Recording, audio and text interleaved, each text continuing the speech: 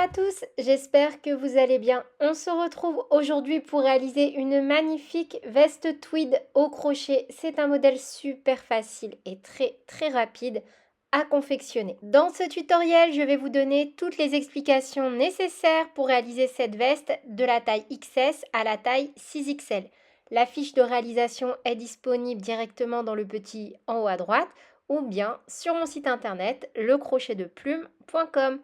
Au niveau du matériel, j'ai utilisé le fil Tweed Biggie de chez Loupation, la couleur rose poudré. Ce sont des pelotes 100% acryliques.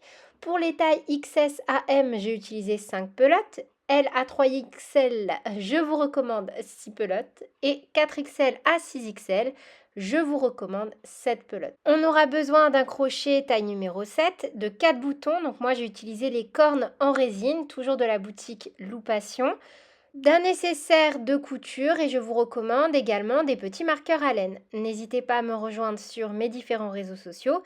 Et sur ce, on est parti avec le tutoriel. Donc, nouvelle façon de vous présenter les tutoriels. N'hésitez pas à me dire dès le début de cette vidéo si cette nouvelle façon vous convient, ce que vous en avez pensé, comment je peux m'améliorer davantage. Vraiment, pour moi, toute critique est constructive. Tant qu'elle est dit gentiment, il n'y a pas de problème. Parce que c'est vrai que j'ai tendance à faire énormément de calculs et à pas forcément vous les donner. Donc moi, si c'est comme ça que vous préférez les explications, ça me convient aussi parfaitement bien. Parce que là, vous voyez, je vais vous montrer mon petit brouillon pour cette veste. Je fais que des calculs avec des coefficients en fonction de mes échantillons à moi et tout. Donc voilà, bon, forcément, je ne vais pas vous mettre ça sous les yeux parce que c'est pas très joli et pas très propre. Je vais vous mettre plutôt des versions améliorées de ce qui se passe à côté, sachant que de toute façon, vous pouvez également, pour ceux qui préfèrent toutes les explications écrites, retrouver la fiche PDF. Donc à partir de maintenant, et si ça vous convient dans les tutoriels, je vais moins m'attarder sur les points, les explications de comment réaliser tel ou tel point. Mais je vais toujours vous laisser donc en playlist les liens vers les vidéos des pas à pas et plus m'attarder vraiment sur la construction de mes schémas et donc comment réaliser n'importe quel ouvrage que je vous propose en fonction des fils que vous souhaitez et bien évidemment de votre façon de crocheter, de votre taille et vous donner un maximum d'explications supplémentaires si vous voulez adapter les points. Et ça, c'est vrai que ça peut être super sympa quand on n'aime pas trop, par exemple, les points ajourés, si je propose un modèle ajouré, ou à l'inverse, les modèles beaucoup trop cocooning, si vous voulez quelque chose de plus léger. Voilà, donc juste pour cette première donnée, je m'excuse, mon stylo était censé être vert. Donc voilà, il ne l'est pas. Je voulais mettre en vert les données du petit X, tant pis, c'est pas grave. Pour débuter cet ouvrage, il faut comprendre qu'on va réaliser une maille chaînette qui correspond à cette partie-là. J'ai nommé cette valeur donc X et c'est X qui va déterminer la hauteur de notre veste. Donc là, moi, pour le modèle en photo, j'ai réalisé une taille Est. Je fais 1,63 m et donc cette veste tombe tout pile en dessous de mes fesses. Vous allez pouvoir adapter. Là, je vais vous donner des mesures, mais si vous voulez une veste plus courte, bah du coup, maintenant, vous allez être en mesure d'adapter. Ou si vous voulez à l'inverse une veste plus longue qui tombe jusqu'aux chevilles, vous allez pouvoir adapter.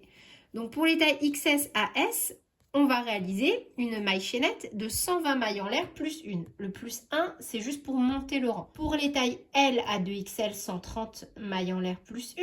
3XL, 4XL, 140 plus 1. 5XL, 6XL, 150 plus 1.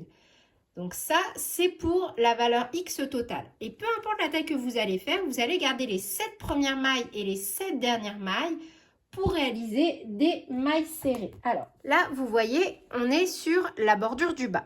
Et en bas, ici et de l'autre côté, on aura donc les 7 mailles serrées et 7 mailles serrées donc dans le dos. Par exemple, vu que là, on ne va travailler qu'en mailles serrées et en bride, voilà, je me suis dit qu'on allait rester sur un modèle super facile pour débuter cette nouvelle méthode. Et si dans les vidéos, ça colle, ça match et que vous aimez bien cette façon d'expliquer, je me permettrai des extravagances au fur et à mesure. Là, je me suis dit non, on va rester très soft, même pour moi, pour pas que je bredouille.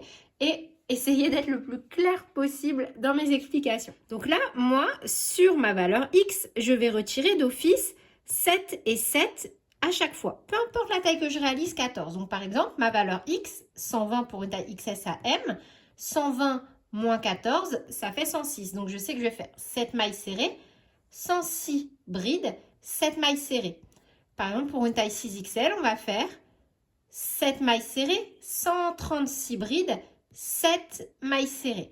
En fait, c'est super bateau. Après, là, ici, vous pouvez remplacer les brides par un point nuage, par un point étoile, par des brides croisées, par ce que vous voulez. Même faire des rangs différents, c'est comme vous voulez. C'est à vous de voir. Il faut juste ici super bien comprendre que X va déterminer la hauteur de l'ouvrage et non la largeur. Donc moi, pour cette première partie, je vous propose de commencer tranquillement donc à faire toute cette partie-là en donc maille serrée, bride, maille serrée. Pour le premier rang, normalement, à partir du deuxième rang, en ne piquant toujours que dans le brin arrière. Avec le crochet taille numéro 7, on va venir monter une maille chaînette en fonction de la taille que l'on réalise. On fait un nœud coulant et on fait nos mailles en l'air. Une fois qu'on a monté nos mailles en l'air, donc pour moi 120, une maille en l'air supplémentaire, on pique dans la deuxième maille à partir du crochet et on vient réaliser 7 mailles serrées. 1, 2, 3 et 7. On va venir marquer la première et la dernière maille serrée. Donc déjà, on marque la dernière et 1, 2, 3, 4, 5, 6, 7 et on marque la première. Je vous recommande vivement de marquer à chaque fois la première maille serrée de chaque nouveau rang. Comme ça, au moins, vous pouvez compter à chaque rang et être sûr que vous n'avez pas ajouté ou retiré une maille par mégarde. Donc, on va faire à chaque fois 7 mailles serrées au début et 7 mailles serrées sur les dernières mailles. Donc, si vous voulez, vous pouvez aussi marquer directement 2, 4, 6 et 7. Et ça, peu importe la taille que vous faites. À chaque fois, on doit avoir 7 mailles au début et 7 mailles à la fin. Donc là, moi, vu que j'ai retiré 7 et 7, 14, 120 moins 14, 106, je vais venir faire 106 brides.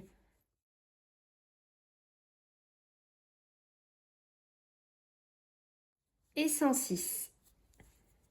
On va reprendre donc en terminant avec 7 mailles serrées. On retire notre marqueur, une maille serrée, on vient marquer la première maille serrée et on en fait au total 7. 2 et 7. Une maille en l'air, on tourne. À partir de maintenant, on va répéter le rang numéro 2 jusqu'à avoir la largeur que l'on souhaite. Donc peu importe la taille que l'on fait, maintenant on ne va travailler que dans le brin arrière, du début jusqu'à la fin. On commencera à chaque fois par 7 mailles serrées, ensuite que des brides et on terminera par 7 mailles serrées. Donc 7 mailles serrées, une bride dans chaque bride du rang précédent et on termine par 7 mailles serrées en piquant toujours que dans le brin arrière. Donc là, on commencera aussi toujours par une maille en l'air. Donc on saute la maille en l'air, on pique seulement dans le brin arrière, une maille serrée. Et on vient mettre un petit marqueur. Une maille serrée, 2, 3 et 7. On déplace notre marqueur et maintenant on reprend avec une bride dans chaque bride du rang précédent en piquant toujours que dans le brin. Au niveau de la largeur, donc que on va devoir atteindre avant d'arriver à la partie du dos. Y. Déjà en centimètres. Donc pour les tailles XS à S, on va atteindre 21 cm. Donc moi, ça me donne 12 rangs. Mais c'est par rapport à mon échantillon. Et d'ailleurs, je ne vais pas tarder à vous faire une vidéo sur les échantillons pour que vous puissiez à chaque fois adapter les ouvrages. Passons. Donc pour les tailles M à L, on va atteindre 24 cm ici de largeur. Ou 14 rangs. XL à 2XL, 28 cm. Ou 16 rangs. 3XL à 4XL, 31 cm ou 18 rangs. 5XL à 6XL, 35 cm ou 20 rangs. Donc si vous voyez que les mesures que je viens de vous donner ne correspondent pas au nombre de rangs que vous réalisez. C'est vraiment pas problématique, fiez-vous toujours au centimètre. Il vaut mieux se fier au centimètre plutôt qu'au nombre de rangs, parce que déjà ça dépend de notre façon de crocheter, du fil et du crochet employé. Pour la taille que je réalise, je suis donc venue faire un total de 12 rangs. Ensuite, je suis venue mettre un petit marqueur au milieu de mon ouvrage. Donc, comme moi, je suis venue réaliser un total de 120 mailles en l'air, je suis venue mettre mon petit marqueur sur ma maille numéro 120. Et oui, je porte mon pull Lizzie. Je le trouve super joli. Voilà, au passage, si vous êtes intéressé par ce tutoriel, sachez qu'il est également disponible sur ma chaîne. On va reprendre donc normalement nos rangs sans changer le motif. Ici, à chaque fois, on fera nos 7 mailles serrées, toujours en piquant que dans le brin arrière. De toute façon, on pique toujours que dans le brin arrière. Donc, nos 7 mailles serrées, tac, tac, tac, tac, tac, des brides, jusqu'à arriver ici. Alors, 60 moins 7, ça fait 53. Donc, moi, je vais faire 7 mailles serrées et 53 brides.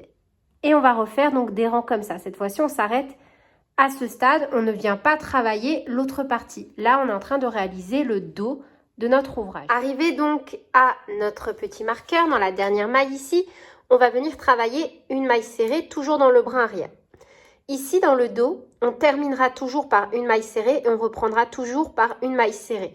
En fait, ça nous permettra d'avoir une jolie finition à la fin lorsque l'on va venir reprendre à l'intérieur pour réaliser notre bouton. On termine par une maille serrée dans le brin arrière et on reprend donc avec des brides. Donc des brides, jusqu'à arriver sur la bordure. Maille serrée, bride. Et dans la dernière, une maille serrée, une maille en l'air. On reprend avec une maille serrée, etc. Ça, c'est pour le dos. Donc là, j'ai déjà réalisé donc 2 rangs. Enfin, j'ai fait un rang complet. J'ai débuté le rang numéro 2 du dos. Et je suis donc venue mettre des marqueurs. J'ai enveloppé ma maille serrée du premier rang du dos et la deuxième du deuxième rang du dos. Je vous conseille, si vous n'êtes pas super à l'aise après avec la technique, de venir piquer dans le rang pour réaliser la suite lorsque l'on va reprendre le devant de l'ouvrage, de venir mettre à chaque fois que vous terminez et que vous débutez un nouveau rang dans le dos, un marqueur pour envelopper la maille. Comme ça, tout à l'heure, vous allez savoir exactement où vous devez piquer lorsque les mailles ne seront pas dessinées en chaînette comme ceci. Vous voyez, lorsque l'on va travailler directement dans le rang. Du coup, nous revoilà sur notre petit schéma. Ici, W, c'est vraiment le milieu de l'ouvrage. Donc là, comme ce que vous avez vu juste avant en vidéo, moi, c'est 60 parce que 120 divisé par 2, ça fait 60. Donc, je viens réaliser 60 mailles sur toute la partie du dos. Et là, ici, on ne va pas travailler. W', c'est le nombre de rangs que l'on va réaliser dans la partie derrière le dos. Donc, pour la taille XS, on va faire 4 rangs, taille SM 6 rangs, L, XL 8 rangs, 2XL à 4XL 10 rangs et 5XL 6XL, on va réaliser un total de 12 rangs. Et on va à chaque fois travailler ici en maille serrée pour avoir une jolie bordure. Là, c'est vraiment une question de finition pour la maille serrée ici. Vous allez voir, ça va vous permettre vraiment dans le dos de n'avoir aucun trou. Donc là, vous voyez, c'est ma veste terminée. Donc, alors 2, 4, 6. En ayant travaillé de cette façon-là, vous voyez, on n'a pas de démarcation, quoi. C'est une façon super sympa, je trouve, de travailler. Alors que si j'avais fait des brides, j'aurais eu des espaces plus conséquents. Une fois que vous avez réalisé donc le nombre de rangs par rapport à votre taille, on va reprendre donc pour ça, pour avoir de la continuité au niveau de notre motif, on va venir directement se rattacher ici au niveau de notre dernière maille et réaliser donc les mailles que l'on a laissées. Moi par exemple, j'ai laissé 60 mailles, donc je vais venir faire 60 mailles en l'air pour revenir à ma maille chaînette initiale. 60 plus 60, 120 et à la base, j'ai fait 120 mailles en l'air. La maille chaînette que l'on va faire, c'est la même valeur qu'ici. Donc là, W égale W, vu qu'on a divisé notre ouvrage en deux. Donc, on récupère avec une maille chaînette, ici directement. on stoppe et on vient se repositionner ici. C'est super important parce que comme ça, en fait, on va avoir une continuité dans notre motif. Donc, ça veut dire que là, quand vous stoppez votre fil, vous vous rattachez ici au niveau du dos, de l'angle, vous faites votre maille chaînette, vous stoppez et vous vous repositionnez ici pour garder donc la continuité du motif parce que forcément, si vous faites un nombre de rangs pairs, ça fait 1, 2, 3, 4. Vous voyez, à chaque fois que c'est pair, c'est ici. Donc, c'est absolument ici qu'il va falloir reprendre. Si, comme moi, vous faites 6 rangs, vous allez vous retrouver ici. Mais au bout de vos 6 rangs, il faut avant tout que la maille chaînette ici existe déjà pour repartir sur le rang suivant. Vous voyez? Et donc, une fois que cette partie-là est faite, on va refaire Y. Si par exemple ici, vous avez fait 21 cm, ici vous allez faire 21 cm. On va venir se rattacher ici dans notre dernière maille et récupérer toutes les mailles. Donc moi, je vais venir faire une maille chaînette de 60 mailles en l'air. Vous peut-être 65, 70, peu importe. Ce qui compte, c'est qu'à la fin, vous allez retomber sur le nombre de mailles en l'air de votre maille chaînette initiale. Et donc, vous voyez, là, c'est ma maille numéro 60 pour moi et j'ai fait une maille en l'air supplémentaire déjà. Donc là, j'en ai fait une et je vais venir en faire donc encore 59. Je prends mon temps vraiment pour expliquer cette partie pour être sûr que vous compreniez comment venir faire la deuxième partie. Mais n'hésitez pas à me dire en commentaire si je suis trop redondante sur mes explications.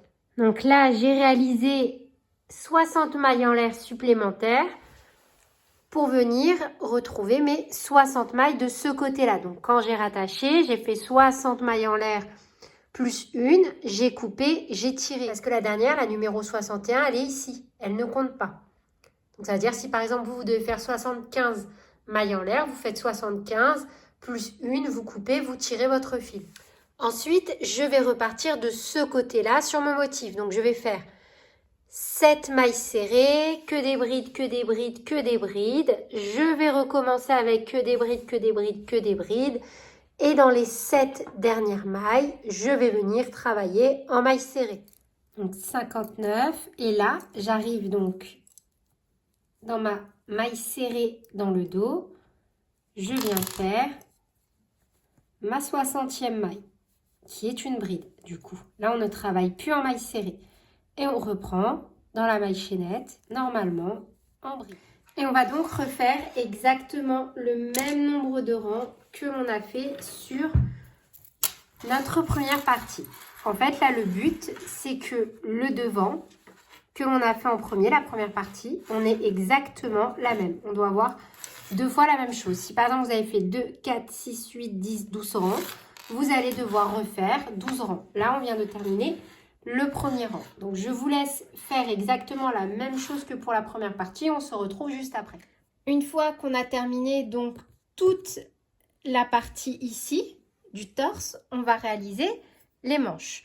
Donc, pour ça, en centimètres, on va venir se positionner vraiment au milieu. Vous voyez, on va se positionner au milieu de l'ouvrage et on va venir, donc, en fonction de la taille que l'on réalise, avec un mètre de couture mesuré ici, donc vraiment sur le milieu, pour les tailles XS à S 34 cm, M à L 36 cm, XL à 2XL 38 cm, 3XL 40 cm, 4XL 42 cm, 5XL 44 cm, 6XL 46 cm. N'hésitez pas à élargir cette taille si vous sentez engoncé. De toute façon, vous allez le voir assez rapidement. Vous commencez à travailler et vous pouvez calquer sur un vêtement que vous avez déjà. Si vous voyez que pour vous, c'est trop serré, eh ben, vous rajoutez quelques centimètres. Voilà, c'est juste au cas où. Ensuite, on va travailler toujours de la même façon, en bride, en piquant que dans le brin arrière, à chaque fois. Arrivé au rang numéro 11, peu importe la taille que vous faites, on va faire une diminution au début, une diminution à la fin. Et au total, on va travailler un total de 16 rangs. Donc là, c'est la taille pour une manche. Après, si vous voulez des manches plus courtes, vous retirez des rangs. Si vous voulez une manche plus longue, vous ajoutez des rangs. Puis, on va passer à la petite partie donc, de la manchette où on va travailler de la même façon en côte, sauf que cette fois-ci, on va venir travailler en maille coulée. Donc, en fonction de la taille que l'on réalise, on va venir baliser la zone des bras. Donc, moi, j'ai marqué un total de 32 mailles, ce qui m'a donné pour la taille que je réalise, donc d'une maille à l'autre, environ 35 cm. On va venir rattacher notre fil en maintenant la continuité du motif. Et on commencera à chaque fois la première bride de chaque rang par une maille serrée, une maille en l'air. On marque la maille en l'air qui compte comme la première maille de notre nouveau rang et on vient faire des brides en piquant toujours dans le brin arrière. Donc moi, je vais venir faire un total de 32 brides. Donc j'ai réalisé mes 32 brides et à chaque fois, pour garder la continuité du motif, on va faire une maille en l'air, on tourne et on va venir piquer toujours dans le brin arrière. Une maille serrée, une maille en l'air qui compte comme notre première bride. On marque la maille en l'air et on reprend toujours que dans le brin arrière. Pour le rang numéro 11, et peu importe la taille que vous faites, on va venir faire une diminution au début et une diminution à la fin.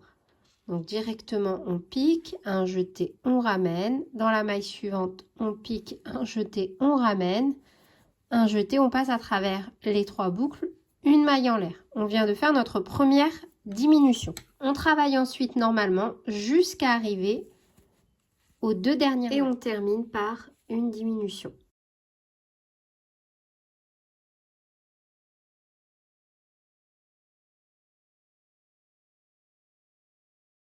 On reprend ensuite normalement nos rangs sans faire ni diminution ni augmentation. Donc moi, j'ai réalisé un total de 16 rangs. À partir de là, je vais venir réaliser ma manchette. Donc, on vient faire 9 mailles en l'air. 1, 2 et 9. On pique dans la deuxième maille à partir du crochet et on vient réaliser 8 mailles coulées. 1, 2. Maintenant, on va travailler en mailles coulées 2 par 2 dans les dernières mailles de notre rang numéro 16. Donc moi, je me suis arrêtée au rang numéro 16, donc je vais venir travailler ici. On va piquer directement dans les 2 brins et faire une maille coulée. Et dans la suivante, une maille coulée. On tourne et on va refaire 8 mailles coulées. On saute les 2 mailles coulées qu'on a fait, 1, 2, et on va travailler toujours que dans le brin arrière. Et on refait 8 mailles coulées. 1, 2, 3, 4, 5, 6, 7 et 8. Une maille en l'air, on tourne et de nouveau 8 mailles coulées en piquant dans la deuxième à partir du crochet. 1, 2. De nouveau, on va venir faire 2 mailles coulées sur notre rang numéro 16.